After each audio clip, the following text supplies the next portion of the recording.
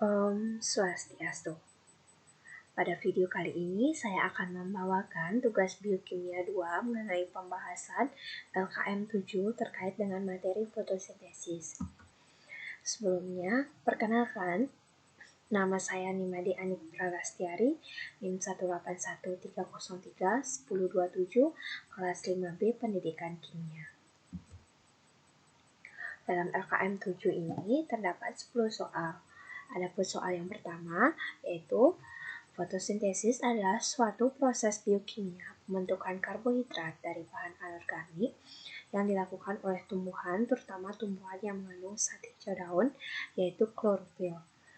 Selain yang mengandung zat hijau daun, ada juga makhluk hidup yang berfotosintesis, yaitu alga dan beberapa jenis bakteri dengan menggunakan zat hara, karbon dioksida, dan air, serta dibutuhkan bantuan energi cahaya matahari. Jelaskan zat hijau daun yang dimaksud. Nah, zat hijau daun yang dimaksud dalam percakapan tersebut adalah kloroplas, di mana kloroplas terdapat pigmen klorofil yang berperan dalam fotosintesis. Kloroplas terdapat pada semua bagian tumbuhan yang berwarna hijau, termasuk batang dan buah yang belum matang. Soal yang kedua, jelaskan sejarah penemuan fotosintesis.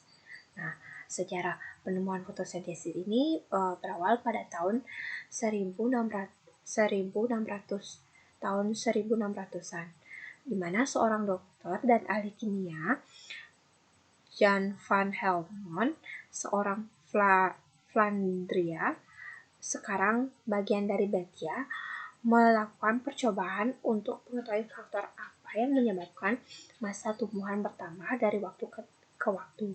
Dari penelitiannya, Helmont menyimpulkan bahwa masa tumbuhan bertambah hanya karena pemberian air. Selanjutnya, pada tahun 1727, ahli botani Inggris Stephen Hales berhipotesis bahwa pasti ada faktor lain selain air yang berperan. Ia mengemukakan bahwa sebagian makanan tumbuhan berasal dari atmosfer dan cahaya yang terlibat dalam proses tertentu. Pada saat itu belum diketahui bahwa udara mengandung unsur gas yang berlainan. Selanjutnya, pada tahun 1771, itu Joseph Priestley, seorang ahli kimia dan pendeta berkebangsaan Inggris, menemukan bahwa ketika ia menutupi sebuah lilin menyala dengan sebuah toples terbalik, nyalanya akan mati sebelum lilinnya habis terbakar. Kemudian ia menemukan bila dia meletakkan tikus dalam toples terbalik bersama lilin, tikus itu akan mati lemas. Nah, dari kedua percobaan itu, Priestley menyimpulkan bahwa nyala lilin telah merusak udara dalam toples itu dan menyebabkan matinya tikus. Dia kemudian menunjukkan bahwa udara yang telah dirusak oleh lilin tersebut dapat dipulihkan oleh tumbuhan. Ia juga menunjukkan bahwa tikus dapat tetap hidup dalam toples tertutup asalkan di dalamnya juga terdapat tumbuhan. Nah, selanjutnya sejarah mengenai fotosintesis pada tahun 1778, Jan Inhofe, dokter kerajaan Austria, mengulangi eksperimen dari Priestley yang memperlihatkan bahwa cahaya matahari berpengaruh pada tumbuhan sehingga dapat memulihkan udara yang rusak. Ia juga menemukan bahwa tumbuhan juga mengotori udara pada keadaan gelap, sehingga ia lalu menyarankan agar tumbuhan dikeluarkan dari rumah pada malam hari untuk mencegah kemungkinan meracuni penghuninya. Selanjutnya, pada tahun 1782, Jean Seneber, seorang pastor Prancis, menunjukkan bahwa udara yang dipulihkan dan merusak itu adalah karbon dioksida yang diserap oleh tumbuhan dalam fotosintesis.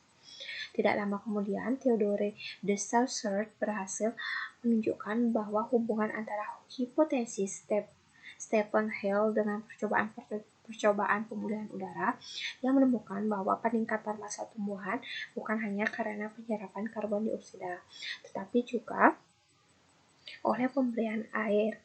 Melalui serangkaian eksperimen inilah akhirnya para ahli berhasil menggambarkan persamaan umum dari fotosintesis yang menghasilkan makanan seperti glukosa. Nah, yang selanjutnya soal nomor 3. Uraikan dengan jelas perangkat fotosintesis dalam tumbuhan. Nah, perangkat fotosintesis dalam tumbuhan itu terdapat 3 ya. Di sini yang pertama itu ada pigmen, kedua ada kloroplas, dan yang ketiga ada fotosistem. Pigmen, dari pigmen, proses fotosintesis tidak dapat berlangsung pada setiap sel, tetapi hanya pada sel yang mengandung pigmen fotosintetik. Sel yang tidak mempunyai pigmen fotosintetik ini tidak mampu melakukan proses fotosintesis. Di dalam daun terdapat mesofil yang terdiri atas jaringan bunga karang dan jaringan pagar. Pada kedua jaringan ini, terdapat klorofas yang mengandung pigmen hijau klorofil. Pigmen ini merupakan salah satu dari pigmen fotosintesis yang berperan penting dalam menyerap energi matahari. Dari semua radiasi matahari yang dipancarkan, hanya panjang gelombang tertentu yang dimanfaatkan tumbuhan untuk proses fotosintesis, yaitu panjang gelombang yang berada pada kisaran cahaya tampak 380 sampai 700 nanometer. Masing-masing jenis cahaya berbeda pengaruhnya terhadap fotosintesis. Hal ini terkait pada sifat pigmen penangkap cahaya yang bekerja dalam fotosintesis. Yang kedua itu ada kloroplas. Kloroplas terdapat pada semua bagian tumbuhan yang berwarna hijau, termasuk batang dan buah yang belum matang. Di dalam kloroplas terdapat pigmen klorofil yang berperan dalam proses fotosintesis. Kloroplas mempunyai bentuk seperti cakram dengan ruang yang disebut stroma.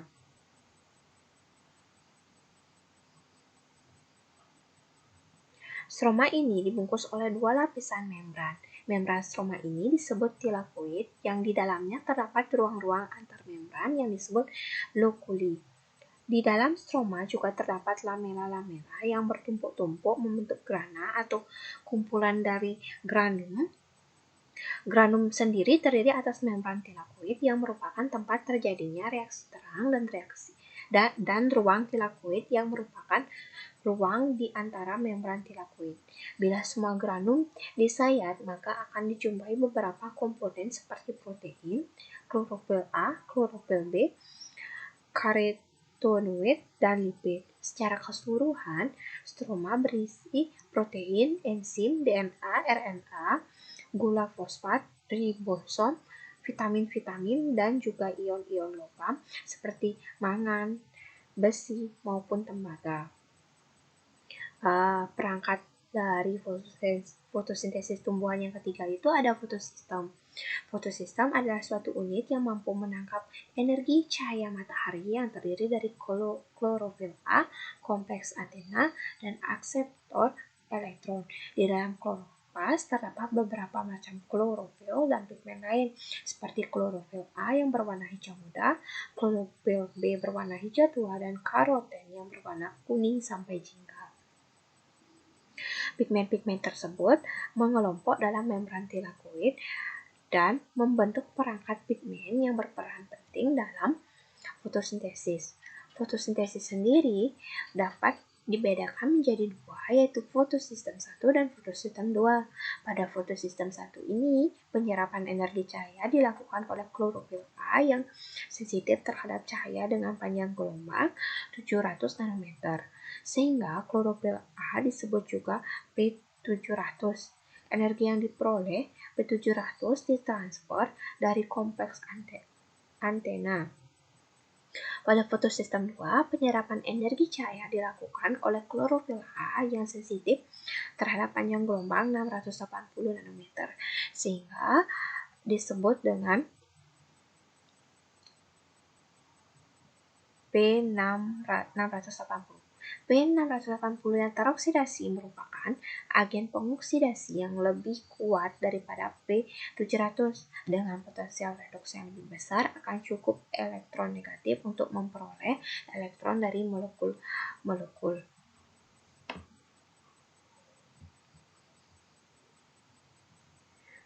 Soal nomor 4, jelaskan kloroplas yang berfungsi sebagai organel utama terjadinya fotosintesis. Nah, di sini ada dua fungsi dari kloroplas, yaitu yang pertama sebagai tempat fotosintesis. Fungsi kloroplas pada tumbuhan yang paling utama adalah sebagai tempat fotosintesis. Adapun proses fotosintesis dilakukan oleh tumbuhan untuk membuat makanannya sendiri. Reaksi fotosintesis terjadi pada membran internal dalam organel. Yang kedua, fungsi dari kloroplas yaitu sebagai organel penghasil energi. Nah, ini masih berkaitan dengan fungsi kloroplas sebagai tempat terjadinya fotosintesis. Maka, secara otomatis organel ini juga berfungsi menghasilkan energi bagi tumbuhan. Kloroplas mengkonversi sinar matahari, air, dan karbon dioksida menjadi makanan dan energi bagi tumbuhan. Yang selanjutnya, soal nomor 5, jelaskan siklus Calvin berikut. Nah, siklus Calvin ini biasa dikenal dengan reaksi gelap, yang merupakan suatu reaksi kimia yang terjadi pada tumbuhan tanpa bantuan cahaya atau biasa disebut dengan reaksi gelap. Namun, bukan berarti siklus Calvin akan terjadi dalam kegelapan. Yang dimaksud di sini, reaksi gelap ini adalah untuk terjadinya reaksi tersebut tidak membutuhkan energi dari cahaya, berbeda dengan reaksi terang yang memerlukan cahaya. Ada 3 tahapan dalam siklus Calvin, yaitu yang pertama ada fiksasi karbon. Nah, karbon dioksida atau CO2 diikatkan ke dalam gula 5 karbon yang bernama RuBP atau ribulosa bisfosfat dengan bantuan enzim Rubisco. Proses ini akan menghasilkan 6 molekul karbon yang sifatnya tidak stabil, sehingga akan pecah menjadi 6 molekul 3-fosfogliserat atau PGA yang memiliki 3 atom karbon. Tahap yang kedua itu ada reduksi. Untuk mengkonversi 3-fosfogliserat menjadi gliseraldehid 3-fosfat, diperlukan NADPH2 dan ATP yang diperoleh dari reaksi cahaya. 6 molekul 3-fosfogliserat atau PGA yang memiliki 3 atom karbon yang telah terbentuk pada fase 1 masing-masing menerima fosfat dari ATP sejumlah 6, sehingga akan terbentuk 1,36 di fosfogliserat atau PGAP sebanyak 6 molekul. NADPH berfungsi untuk mereduksi 6 molekul 1,3 di fosfogliserat atau PGAP sehingga menyebabkan lepasnya 1 fosfat dan menghasilkan PGAL yaitu gliseraldehid 3-fosfat yang berjumlah 6 molekul. Tahap yang ketiga itu ada tahap regenerasi. Dari 3 molekul gliserat 3-fosfat atau PGAL yang dihasilkan pada fase reduksi, diambil 5 molekul untuk regenerasi ribulosa 1,6 difosfat atau RuBP yang dapat membentuk 3 molekul RuBP dengan donor fosfat dari 3 ATP untuk fiksasi CO2 dan 1 molekul sebagai bahan baku pembuatan glukosa. Melalui 3 molekul karbon dioksida yang masuk ke dalam siklus akan dihasilkan 1 molekul gliseraldehid 3-fosfat. Dalam melakukan sintesis gliseraldehid 3-fosfat per molekulnya membutuhkan 9 molekul ATP dan 6 molekul NADPH2. Siklus Calvin didukung oleh reaksi terang dalam meregenerasi NADPH2 dan ATP.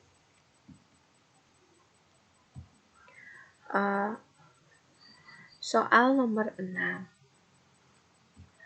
Jelaskan reaksi terang berikut. Nah, reaksi terang adalah proses untuk menghasilkan ATP dan reduksi NADPH2. Reaksi ini memerlukan molekul air dan cahaya matahari. Reaksi terang terjadi pada membran tilakoid di kloroplas. Nah, reaksi terang melibatkan dua fotosistem yang saling bekerja sama, yang disebut fotosistem 1 atau PS1 dan fotosistem 2 atau PS2.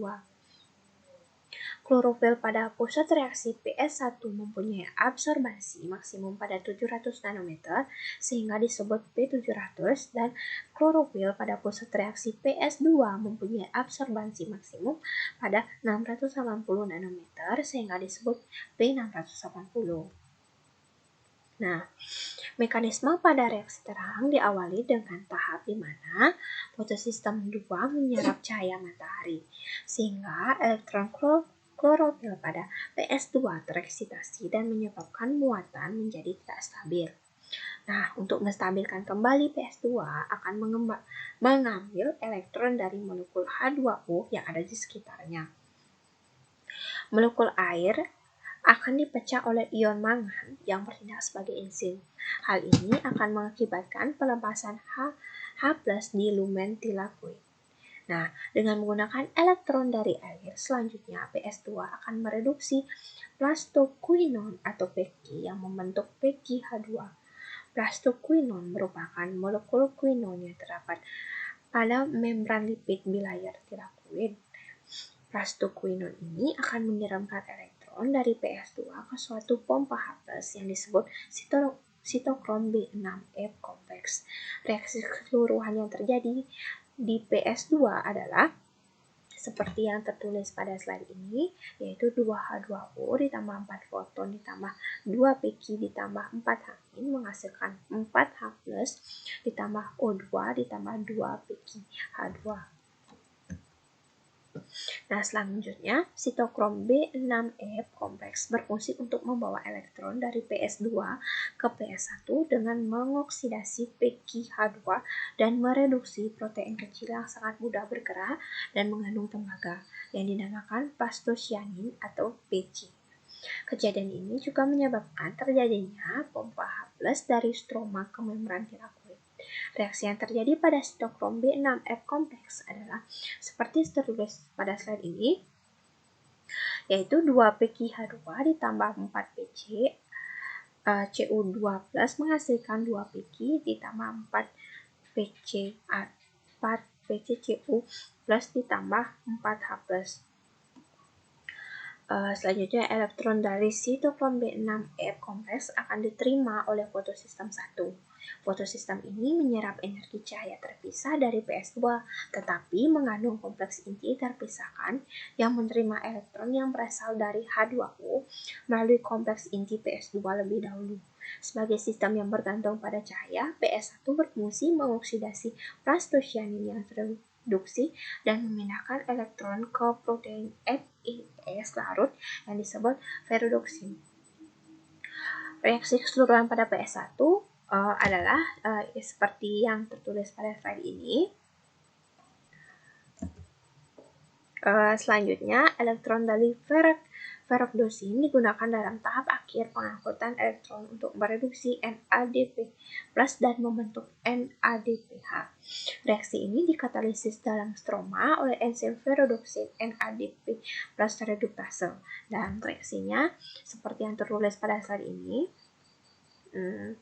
Selanjutnya, ion H+ yang telah dipompa ke dalam membran tilakoid akan masuk ke dalam ATP sintase. Nah, ATP sintase akan menggandengkan pembentukan ATP dengan pengangkutan elektron dan H+ melintasi membran tilakoid.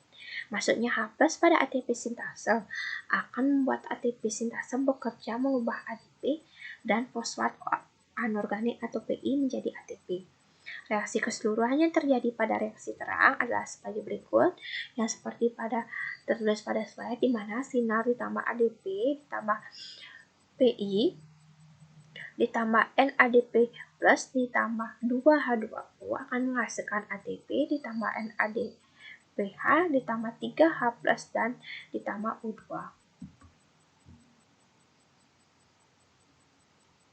Soal nomor 7, jelaskan perbedaan siklus Calvin-Benson dengan siklus Hertzsprung. Nah, pada slide tertera bahwa ini merupakan gambar dari siklus Calvin-Benson dan ini merupakan gambar dari siklus Hertzsprung. Nah, adapun perbedaan dari kedua siklus ini saya paparkan melalui tabel di sini. Bisa dilihat yaitu siklus Calvin. Pada siklus Calvin beroperasi di semua tanaman. Sedangkan pada siklus Hertzsprung beroperasi hanya pada tumbuhan yang umumnya ditemukan di daerah tropis. Nah, pada siklus Calvin-Benson, akseptor CO2 utama adalah fosfat piribulosa. Sedangkan pada siklus Hertzsprung, yaitu akseptor CO2 utama adalah fosfoenol asam pirufat. Nah, pada siklus Calvin-Benson, produk stabil pertama adalah senyawa asam fosfogliserat. Sedangkan pada siklus Hertzsprung, produk yang stabil pertama adalah senyawa asam asetat. Pada siklus Calvin-Benson, enzim karboksilase adalah rubisco. Sedangkan pada siklus Hertzsprung, enzim karboksilase adalah karboksilase PEP dan rubisco. Siklus Calvin-Benson, 1 fiksasi CO2. Sedangkan pada siklus Hertzsprung, 2 fiksasi CO2. Pada siklus Calvin-Benson, fiksasi CO2 lambat dan kurang efisien, sedangkan pada siklus Hertzsprung, fiksasi CO2 cepat dan lebih efisien. Siklus Calvin-Benson itu fiksasi 1 molekul CO2 memerlukan 3 ATP dan 2 NADH, sedangkan pada siklus Hertzsprung, fiksasi 1 molekul CO2 membutuhkan 5 ATP dan 3 NADH. Berarti itu lebih banyak ya daripada siklus Calvin-Benson. Pada siklus Calvin-Benson itu hanya jenis granal kloroplast yang terlibat, sedangkan pada siklus Hertzsprung jenis granal yang agranal kloroplast yang terlibat. Nah, pada siklus Calvin-Benson anatomi krans tidak ada, sedangkan pada siklus Hertzsprung daun memiliki anatomi krans. Pada siklus Calvin-Benson tidak bisa beroperasi di bawah konsentrasi CO2 yang sangat rendah, sedangkan pada siklus Hertzsprung bisa beroperasi di bawah konsentrasi CO2 yang sangat rendah.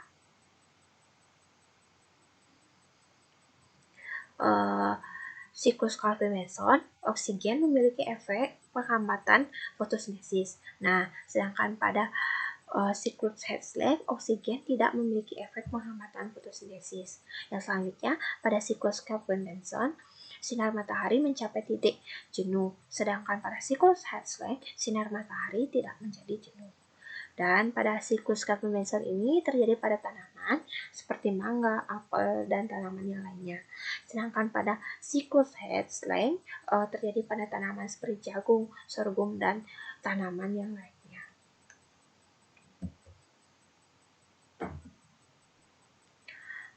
Selanjutnya itu soal nomor 8, jelaskan faktor penentu laju fotosintesis. Nah, faktor penentu laju fotosintesis di sini ada 6.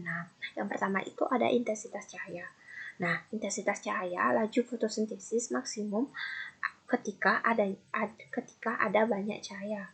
Nah, jadi fotosintesis itu akan berlajunya maksimum jika intensitas cahayanya itu semakin banyak. Yang kedua ada konsentrasi karbon dioksida. Nah, semakin banyak karbon dioksida di udara, makin banyak jumlah bahan yang dapat digunakan tumbuhan untuk melangsungkan fotosintesis. Yang ketiga itu ada suhu. Enzim-enzim yang bekerja di dalam proses fotosintesis hanya dapat bekerja pada suhu optimalnya. Umumnya, laju fotosintesis meningkat seiring dengan meningkatnya suhu hingga batas toleransi enzim.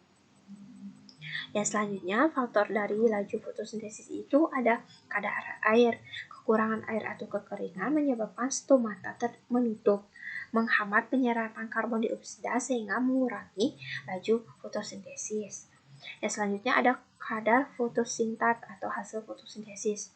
Nah, jika kadar fotosintat seperti karbohidrat berkurang, laju fotosintesis akan naik. Bila kadar fotosintat bertambah atau bahkan sampai jenuh, laju fotosintesis akan berkurang.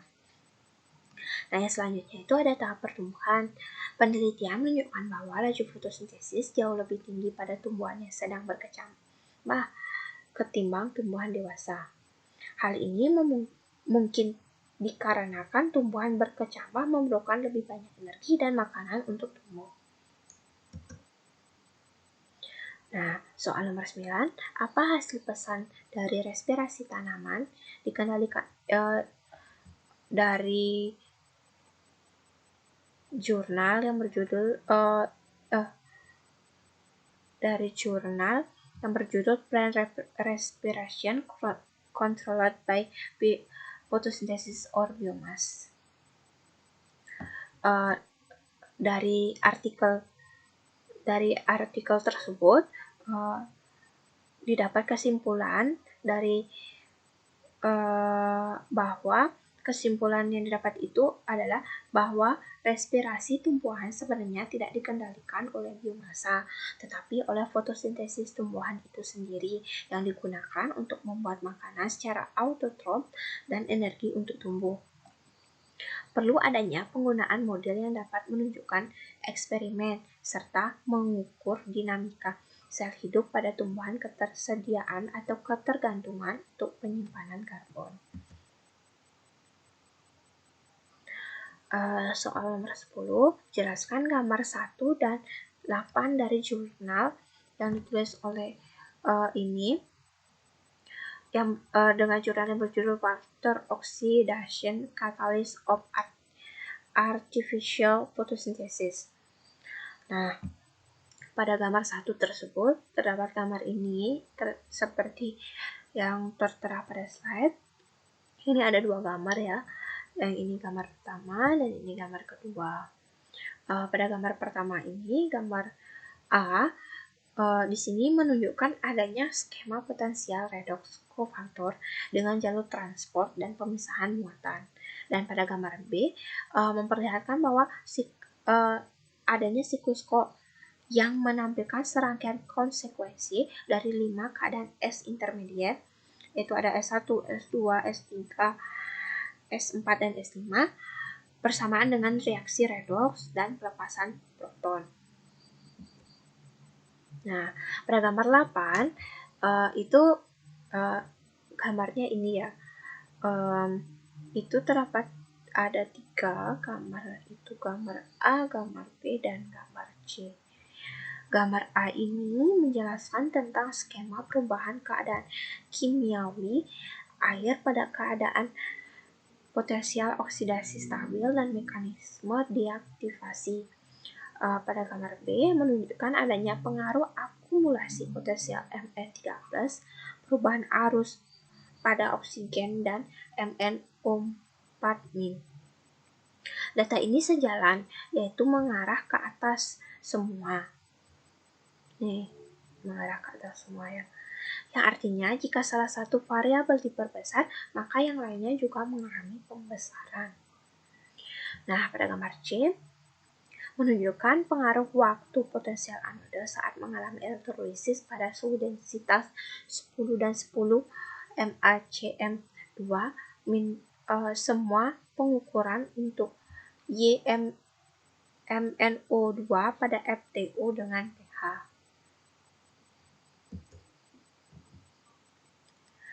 Sekian pembahasan dari saya mengenai LKM 7 Biokimia. Jika ada kesalahan, saya mohon maaf. Saya tutup dengan Parang Santi. Om Santi Santi Santi Om.